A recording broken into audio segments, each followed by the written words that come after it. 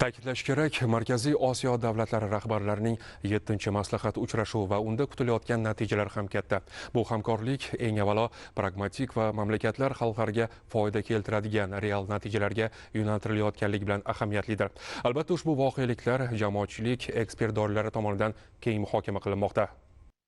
Prezidentimiz Markaziy Osiyo davlatlarining bugungi hamkorligi, birdamligi o'z-o'zidan bo'lmaganligi, chunki mana shu o'zaro birgalikdagi taraqqiyotni, birgalikda harakat qilishni kerakligini shu davlat rahbarlari ongiga yetib, bular anglab, bularning asosiy siyosiy irodasi natijasi deb aytyaptilar.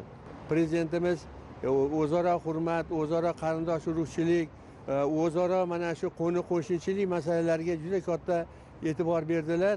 Markaziy Osiyo davlatlari bizni dinimiz bir xil bo'lgan, urf-odatlarimiz bir xil bo'lgan mamlakatlarimiz, qarindosh urug'chiligimiz bor. Bu yerda bizni dunyoqarashlarimiz bor.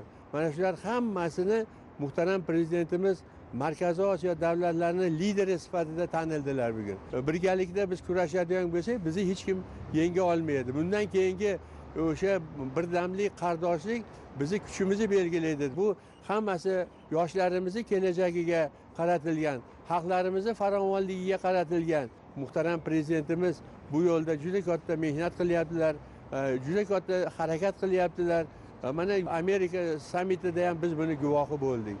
O'ylaymizki, bu birdamlik, bu qardoshlik albatta Markaziy Osiyo davlatlari xalqlarini baxtini, ertangi kelajagini, istiqbolini belgilab beradi.